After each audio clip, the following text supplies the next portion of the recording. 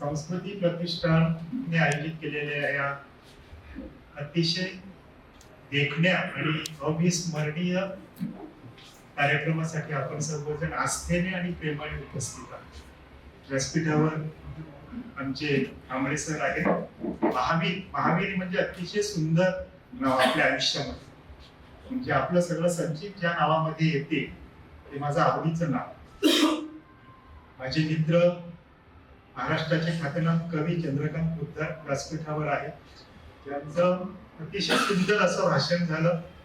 ते ह्या संस्थेचे सल्लागार अजय कांदर सर इकडे आहेत आणि ज्यांनी आता आश्वासन दिलं की पुढच्या वेळेला भव्य प्रमाणात हा सोहळा करू.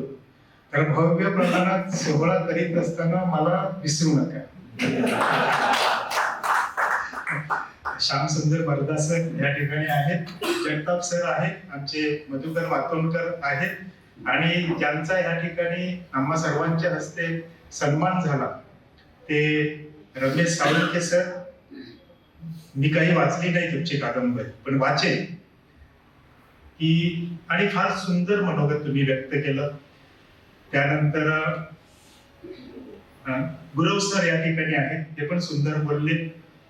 आमचे जिजा शिंदे समीक्षक आहेत, कवी आहेत, तुमचं देखील उत्तम भाषण झालं. आमचा उदय जाधव आहे या ठिकाणी. उदय आता आमचे अजय बोलले की महाराष्ट्रातला एक म्हणजे ज्याचं पुढच्या 5-10 वर्षामध्ये फार मोठं महाराष्ट्राच्या नाट्य वर्तुळात नाव होईल अशी आमची अपेक्षा आहे, असं आमचा उदय जाधव. आणि मला सांगायला आनंद होतो, आज ज्या पुस्तकाला पुरस्कार मिळाला त्या पुस्तकाचं प्रकाशन माझ्या हस्ते झालं होतं. हे पण लक्षात ठेवा. थोडंफार क्रेडिट मला पण द्यायला. या मी बाकीच्या काही मंडळींना ओळखत नाही, परंतु माझ्या समोर माझे अतिशय जवळचे मित्र आणि मागच्या 30 वर्षापासून आम्ही जवळचे मित्र आहोत, सहोदर आहोत. आणि बाकी काय आहोत ते आम्ही सांगू शकत नाही, परंतु शब्दांच्या नात्याने बांधलेले आहोत. तो माझा जवळचा मित्र आणि महाराष्ट्रातले ख्यातनाम गझलकार प्रसाद कुलकर्णी या ठिकाणी बसलेले आहेत. मला खूप बरं वाटलं. काल मला त्यांनी फोन केला की तू इचलकरंजीला येतो आहे. माझ्या कविता त्यांनी मुखपृष्ठावर छापलेल्या आहेत यापूर्वी. म्हणजे खूप आत्मीय असं नातं आहे आमच्या दोघांचं. खोडकर सर या ठिकाणी आहेत. तर आणि सगळ्यात महत्वाचं, आज ह्या पुस्तकाचं प्रकाशन झालं तर खुरप तर त्याच्यामध्ये आमचे महावीर सर म्हणतात, खरं म्हणजे पुस्तकाचं प्रकाशन झाल्यानंतर त्या पुस्तकावर कोणीतरी बोलायला पाहिजे. मला बोललं की मला फार दुःख होते, कारण मागच्या 40 वर्षापासून मी कविता लिहितोय आणि मग त्या पुस्तक आपल्याला क्षमा करत नाही. पुस्तकाची देखील मागणी असते आणि अप्रतिम पुस्तक तुम्ही काढलेलं आहे. मुखपृष्ठ खूप सुंदर आहे. त्याच्यामध्ये पहिल्याच कवितेत ते म्हणतात की खुरप्याला धार असावी लागते, अन्यथा मालक ओरडतो. हे कष्टकरी बाईचं मनोगत आहे.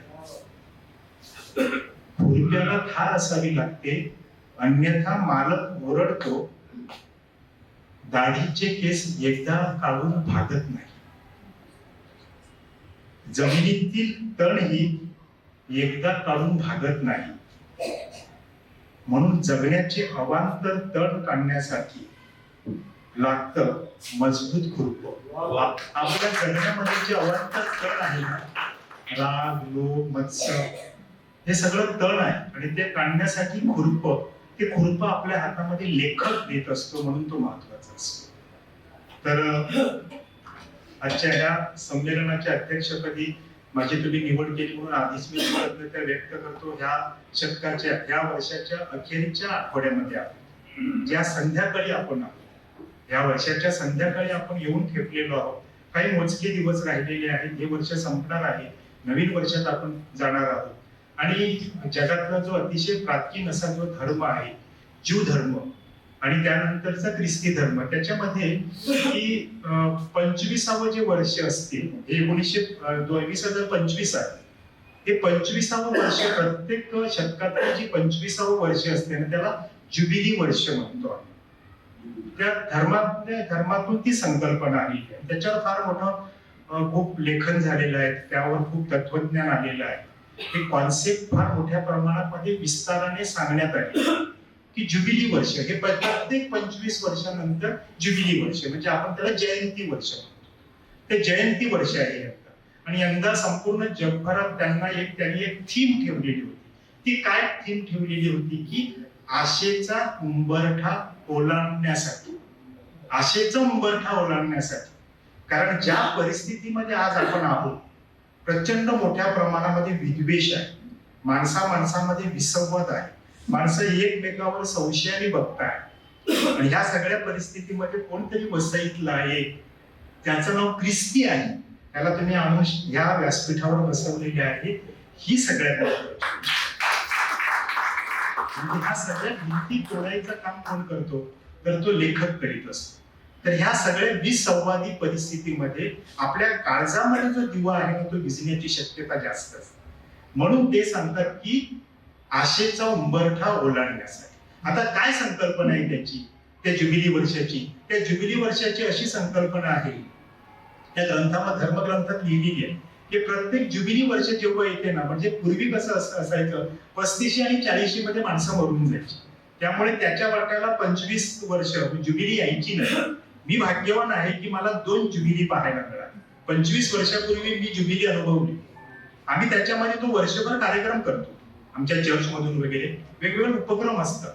खूप वेगवेगळ्या प्रकारचे लोकांपर्यंत जायचं, सर्वसामान्यांना भेटायचं, ज्यांचे चेहरे कधी पाहिले नाही त्यांच्या दाराशी जायचं, त्यांच्याशी संवाद साधायचा, त्यांच्या सुखदुःखात सहभागी व्हायचं. खूप कार्यक्रम असतात. आध्यात्मिकता बाजूला सोडून द्या.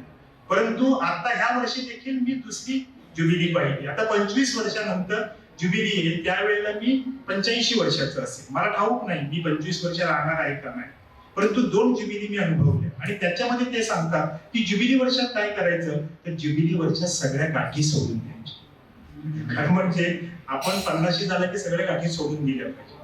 25-30 वर्षापूर्वी आपल्याला कोण बोललं आहे ना, ते आपण मनात धरून ठेवलं. तुम्हाला असा बोलला होता, ते सोडायलाच तयार नाही. लेखक काय करत असतो, तर लेखक ह्या पलीकडे आपल्याला नेत असतो, मुक्ती देत असतो. म्हणून तो ज्युबिली असतो, जयंती असतो असं म्हटलेलं आहे. जो लिहिणार आहे ना, तो स्वतः ज्युबिली आहे. दुसरं ते काय सांगतात, गाठी सोडायला सांगतातच, परंतु जमीन जी आहे ना, जमीन, आपण सगळे कृषी संस्कृतीतून आलेलो. आपली जमीन आहे ना, ती 1 वर्ष ती रिकामी ठेवायची. 1 वर्ष जमीन कसायचीच नाही. 25 वर्ष झाली, 25व्या वर्षी जमीन कसायची नाही. आता आपण पाहतो उसाला प्रचंड मोठ्या प्रमाणात पाणी दिल्यामुळे सगळ्या जमिनी ओस पडायला लागलेल्या आहेत. खताचा बेसुमार वापर. जमिनीची पण काही मागणी असते. जमिनीपासून आपण दूर गेल्यामुळे आपली अशी दुरवस्था झालेली आहे. जमिनी खंड द्यायचा त्याला 1 वर्ष. तिसरी महत्वाची गोष्ट ते काय सांगतात की आपल्या पदरी तेव्हा गुलाम असायचे. आपल्या पदरी गुलाम असतील ना, तर गुलाम मोकळे करायचे. आता तुम्ही सांगाल आमच्याकडे कुठले गुलाम आहेत? आपल्याकडे पण गुलाम आहेत, खूप गुलाम असतात आपल्याकडे. दृश्य अदृश्य गुलाम असतात. ते सगळे मोकळे सोडायचे. जे दरवाजे आपण बंद केलेले आहेत, ज्या खिडक्या आपण बंद केलेल्या आहेत ना, त्या सताड उघडायच्या. म्हणजे काय होईल, तर तुमचं आकाश नवीन होईल आणि तुमची पृथ्वी नवीन होईल. आणि सगळ्यात महत्वाचं, कोणी आपल्याला द्यायचं असतील ना, आपल्या खूप उधारी असते ना, कोणी 500 द्यायचे असतात, आपण छोटी माणसं असतो, कोणी 1000 द्यायचे असतात, कोणाला कर्ज दिलेलं असतो, मागायला कोणतरी येतोच ना, आपल्याकडे पैसे मागायला येतो. तर ते सगळं माफ करून टाकायचं. खिशात पैसे असतातच. ह्या ठिकाणी श्यामसुंदर मर्दा आपण ठरवलं तर प्रत्येक जण होऊ शकतो, परंतु ती मूठ मोकळी करण्याची आपल्याकडे जी पद्धत आहे ना, ती आपल्याकडे नाही. म्हणून आपले अनेक उपक्रम संपून गेले. अशी माणसं उभी राहत नाही. पण आपण ठरवलं ना की मी 500 रुपये काढेन ना, मी 1000 रुपये काढेन ना, तर ती संकल्पना आहे तुमची की सगळं कर्ज माफ करून टाकायचं. म्हणून आजचं संमेलन आहे, ही ज्युबिली आहे. या वर्षाची आपण अखेर करत आहोत. लेखक काय करीत असतो, तर लेखक हे सगळं आपल्या दाराशी घेऊन येत असतो. या ठिकाणी बसलेला आहे. आणि भीती अशी असते ना, आपल्याला सांगितलं जाते की तुम्ही लिहू नका, कोण वाचत नाही, असं प्रचंड मोठ्या प्रमाणात पसरवलं गेलेलं. कशासाठी लिहायचं, कोणीच वाचत नाही. हा एक कट आहे, गोष्ट लक्षात ठेवा. म्हणजे पिढी सगळी नापीक करण्याचा कट आहे ना, त्या काळामध्ये आपल्याला उभं राहिलं पाहिजे. म्हणून आजचं संमेलन कशासाठी? मी एवढा लांबून सकाळी किती वाजता निघालो माहित आहे? 2-2:30 वाजता उठलो, 3-3:30ला मी गाडी सुरू केली त्या ठिकाणी, 3-3:30ला पोहोचलो. मी विचार केला कशासाठी आपण जात आहोत? तुम्हाला भेटण्यासाठी. हा एक सगळ्यात मोठा हा संवाद आहे ना, हा संवाद संपल्याच्या काळामध्ये आपण उभे आहोत. म्हणजे अनेकदा आपल्याला सांगितलं जाते ना की कोण आहे लेखकाच्या बाजूला कोण आहे, लेखक कोणाचा आहे, लेखकाच्या बाजूला कोण आहे आणि लेखक कोणाचा आहे. म्हणजे आपल्याला प्रचंड भीती वाटायला लागते. अरे कशासाठी? मी कशासाठी बोलायचंय, मला कशासाठी उभं राहायचंय, मला कशासाठी भूमिका घ्यायची आहे. लेखकाने केवळ लिहून थांबू नये. म्हणजे आज मला ह्या व्यासपीठावर कविता वाचायला मिळाली म्हणून त्यासाठी लेखकाचा जन्म नसतो. लेखकाने शब्दात अडकून पडू नये, शब्दाच्या पलीकडे गेलं पाहिजे. शब्दाच्या पलीकडे काय आहे? शब्दाच्या पलीकडे कृती आहे. कृती करताना आपण कधी दिसत नाही, ही दुर्दैवाची गोष्ट आहे. तर ती पुढची पायरी आहे ती. शब्द म्हणजे भ्रम असतो, शब्दामध्ये अडकून पडण्याची भीती असते. परंतु शब्दांच्या पलीकडे जो जातो ना तो खरा. भूमिका. आणि जण सांगतात नाही नाही नाही नाही, ते आमचं काम नाही. मला ठाऊक आहे इचलकरंजी शहर कोणाचं आहे? कष्टकऱ्यांचं आहे, राबणाऱ्याचं शहर आहे. परंतु ते जेव्हा तीच मंडळी जेव्हा मोर्चामध्ये चालतात ना, तेव्हा 2 पावलं मी कधी चाललोय का, हा प्रश्न आपल्याला विचारायला पाहिजे. तर ह्या ठिकाणी येऊन कविता वाचायचा मला अधिकार आहे, ही माझी भूमिका आहे. कारण आम्ही 40 वर्ष हे करत आलेलो आहोत. म्हणजे आम्ही फक्त लिहिणार, आम्ही कुठलीही भूमिका घेणार नाही. म्हणजे आमचे अनेक लेखक आहेत ना, ते सातत्य अनेकदा फॅसिझमचा पुरस्कार करतात, मूलतत्ववादाचा पुरस्कार करतात. म्हणजे त्यांना हिटलर आवडतो आणि तरी तोही लेखक असतो. म्हणजे शेकडो लोकांचे प्राण घेणारा हिटलर जर तुम्हाला आवडणार असेल तर आम्ही तुमच्या बरोबर कसे बसू शकतो?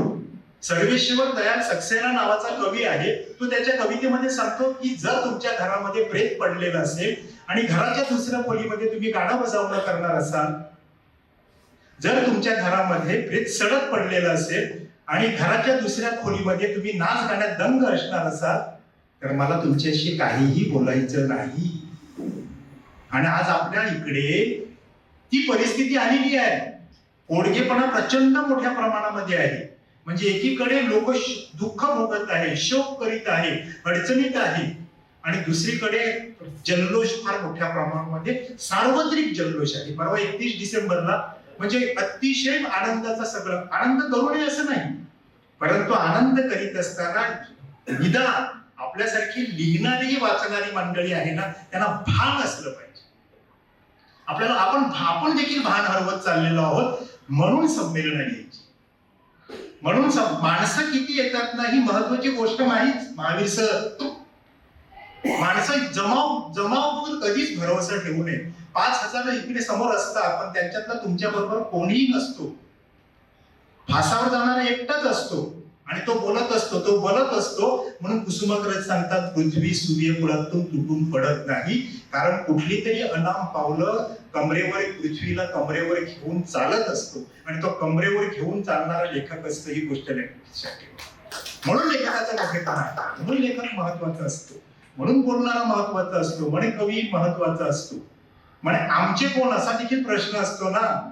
म्हणजे आपलं नातं आहे. मी या ठिकाणी आलो, मी तुम्हाला सांगितलं, तुम्ही समोर बसलेले मी तुम्हाला तुमच्यातलं ओळखत नाही, परंतु तुमचं माझं नातं आहे. ही सगळं हा गोतावळा आपण जर वाढवत गेलो ना, तर ही संकल्पना जी आहे, ही चळवळ देशभरातली जगभरातली सगळीकडे ग्रहण लागलेलं आहे. त्याच्यामध्ये सगळ्या चळवळी नामशेष होत चाललेल्या आहेत. परंतु निराश न होता का बोलत राहायचं? आज संध्याकाळी इचलकरंजीच्या संध्याकाळी मी तुमच्या समोर येऊन उभा आहे, बोलतो आहे, तुम्ही मला ऐकत आहात.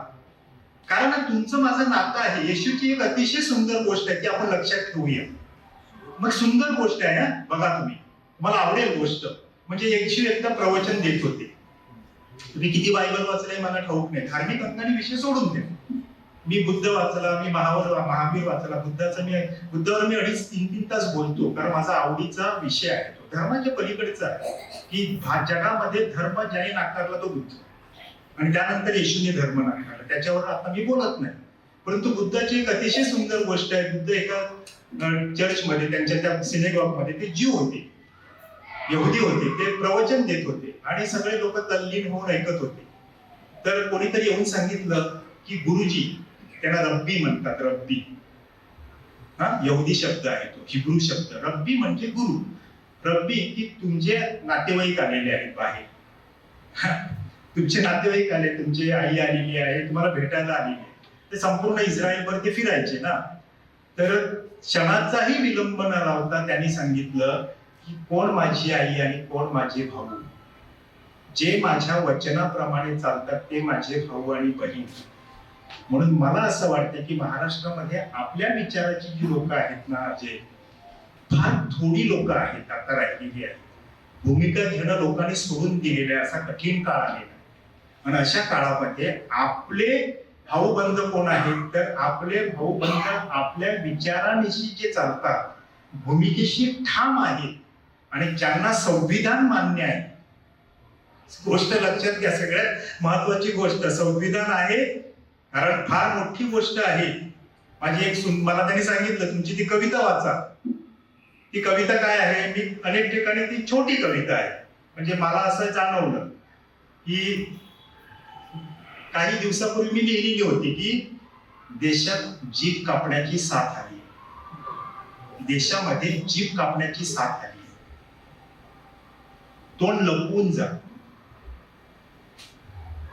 न जाणो कुठल्याही क्षणी तुमची जीभ कापली जाऊ शकते, न जाणो कुठल्याही क्षणी तुमची जीभ कापली जाऊ शकते. रात्रभर झोपलो नाही, रात्रभर झोपलो नाही मी. जीभ कापली तर बोलणार कसा मी, जीभ कापली तर बोलणार कसा मी. जीभ असताना तरी कुठे बोललो होतो मी, जीभ असताना तरी कुठे बोललो होतो मी. जिभेचा आणि बोलण्याचा काहीही संबंध नसतो. ही कविता मी तुम्हाला अशासाठी सांगितली की जीभ कापण्याची, तुम्ही बोलायचं नाही, आमच्यामध्ये या सामील व्हा. आणि मग हिटलरच्या काळामध्ये असंच झालेलं, आमच्यामध्ये सामील व्हा, तुम्हाला आम्ही कमिटीवर घेऊ, तुम्हाला कोट्यातले फ्लॅट देऊ, तुमचा गौरव करू, शासकीय सन्मान करू आम्ही तुमचा जो सन्मान झालेला आहे ना, फाटक्या माणसाने केलेला, ही गोष्ट लक्षात घ्या. त्यामुळे हा महासन्मान असा समजून चालला. आणि ह्याच्या बदल्यामध्ये आत्मा विकायचा नाही. आत्मा विकून खूप सुंदर लिहिता येते, गोड गुलाबी असं सगळं लिहिता येते. परवाच्या दिवशी बोललो प्रवीण दवणे स्टाईल लिहिता येते, परंतु त्याच्या पलीकडे कठोर भूमिका घेतली पाहिजे, लिहिलं पाहिजे. तर ते महत्वाचं आहे. आणि सगळ्यात मी आता जास्त बोलत नाही, कारण अध्यक्षीय जे भाषण असते ना, तर तासभर माणूस बोलतो. माझं लेखी भाषण मी त्यांना पाठवलेलं आहे आणि आमच्या प्रसाद कुलकर्णींना पण पाठवलेलं आहे. मी वाचायला लागलो असतं तर 1 तास गेला असता. की मला एक सिरियस गोष्ट वाटते. मला त्यांनी सांगितलं की अध्यक्ष तर माझी भूमिका आली पाहिजे त्याच्यामध्ये. मी ते सगळं मांडलेलं आहे की आता मी काय बोलत नाही का, त्याच्यामध्ये अकॅडमिक स्वरूपाचं खूप आहे, काही तरुण मुलं पण आहेत त्या ठिकाणी, मग ते विचार करतील. आणि अकॅडमिक आपण बोलूच नाही, आपण ह्या विधेयकचं त्या विधेय असं झालं पाहिजे आपलं. तर पण मला मनोगत व्यक्त करायला सांगितलं तर मी मनोगत नाही, परंतु बरं लेखकाच्या संदर्भात मी काही एवढा मोठा जागतिक लेवलचा कवी आणि लेखक नाही, मी तुमच्यासारखाच धडपडणारा एक लेखक आहे. परंतु आपलं मनन आणि चिंतन कायम असलं पाहिजे. हाती लेखणी घेतली आणि कविता केली, पुस्तक लिहिलं असं होते म्हणून आपण संपून जातो. म्हणजे फार सुंदर एक पुन्हा एक गोष्ट सांगतो आणि आता संपवतो, कारण कवी संमेलन आहे आणि आमचे पोद्दार सर मला पुन्हा या इचलकरंजी शहरातून बाहेर जाऊन देणार नाही. कसं आहे माहितीये का, एक बागायतदार होता, एक बागायतदार. त्या बागायतदाराने ना त्याच्या बागेमध्ये काही झाडं होती, ती झाडं तोडण्यासाठी एका लाकूड तोड्याला बोलावलं. ते लाकूड तोड्याला बोलावलं आणि त्याला सांगितलं ही जी झाडं आहेत ना ती कापून टाकायची, म्हणजे आता नाशिकला कापतात तशी नाही, आपण ह्या ठिकाणी देखील निषेध केला पाहिजे. हे झाडं नाही कापत, ते काय करतायत माहित आहे का, तुमचा गळा कापतायत, ही गोष्ट लक्षात घ्या. झाडांचं काही देणं घेणं नाही त्यांना. ते ठरवतात की तुम्ही आम्हाला विरोध करणारे कोण, हे त्यांना सिद्ध करायचं आहे, ही गोष्ट लक्षात घ्या. म्हणून हे सगळ्यात भीतीदायक आहे. नाशिकच्या झाडाबद्दल तुम्ही लक्षात घेऊ नका, त्यांचा अजेंडा फार मोठा आहे की आम्हाला विरोध करणारे तुम्ही कोण, आम्ही ह्या राज्यामध्ये आम्हाला हवं ते करू शकतो आणि तुमच्यातलं कोणीही बोलू शकत नाही. हा सगळा देश नापीत करण्याचं काम जी यंत्रणा करते त्याच्या विरोधामध्ये लेखकाने उभं राहिलं पाहिजे. मी तुम्हाला त्या लाकूड तोड्याची गोष्ट सांगतो. त्या बागायतदाराने कामाला लावलं त्या लाकूड तोड्याला, आणि त्यांनी पहिल्या दिवशी कुऱ्हाडीला धार होती, पहिल्या दिवशी 18 झाडं तोडली. त्याने झट्टाकट्टा होता. दुसऱ्या दिवशी प्रचंड मेहनत घेतली, तेवढी कष्टाची तयारी होती त्याची. दुसऱ्या दिवशी त्याने 15 झाडं तोडली. तिसऱ्या दिवशी अजून मेहनत घेतली. तिसऱ्या दिवशी 12 झाडं तोडली. लेखकाचा आलेख जो असतो ना, तो कधी उंचावला पाहिजे. आपला आलेख खाली खाली खाली येतो. जसं वय होतो ना, आपलं वय होते ना, तसं आपण गळून पडतो. आपल्या मांड्या दुखायला लागतात आणि शरीराला संदेश देतो आपण की संपला आता. विश्वास हा सगळ्यात महत्वाचा असतो. तर 12वर आला आणि त्याला प्रश्न पडला की रोज मेहनत करतो, कालच्यापेक्षा जास्त मेहनत केली आणि माझा आलेख खाली का? बागायतदारने त्याला बोलावलं की काय रे बाबा, काय झालं? त्याने त्याला सांगितलं की मला पहिल्या दिवशी 18 झाडं तोडली, मी प्रचंड मेहनत केली, दुसऱ्या दिवशी 15, पण त्यानंतर मी खाली आलो, किती झाली? तर 12. का रे बाबा? ना ठाऊक नाही मला. मग त्याने त्याला सांगितलं, बाबा तू तुझ्या कुऱ्हाडीला धार लावली का रे? तर त्याने सांगितलं, मला धार लावायला वेळच नव्हता म्हणे. मला झाडं कापायची होती ना, आम्हाला वाचायला वेळ नाही, मनन चिंतन करायला वेळ नाही, लोकांमध्ये मिसळायला वेळ नाही, त्यांचे चेहरे बघायला वेळ नाही, त्यांची सुखदुःख जाणून घ्यायला वेळ नाही.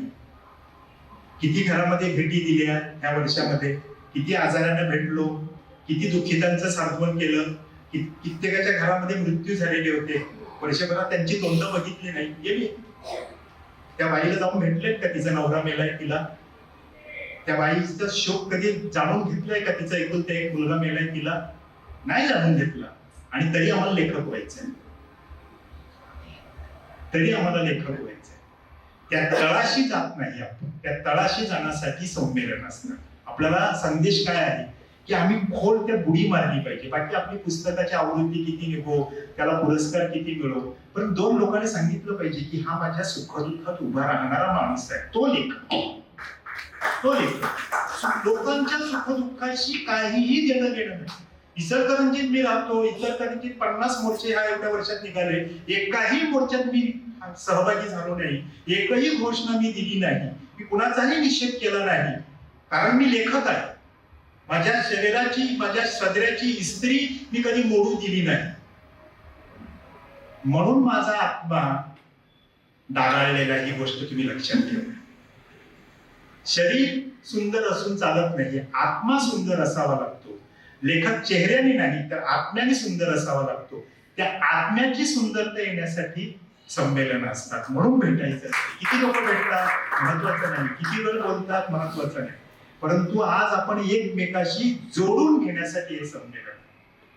माझे भाऊ कोण, माझी बहीण कोण, तर हा जो जमाव लिहिणारा, भूमिका घेणारा, वाचणारा, मग ती पाकिस्तानातली असेल, ती पॅलेस्टाईन मध्ये युद्धग्रस्त ना, हमास चुकीचाच होता.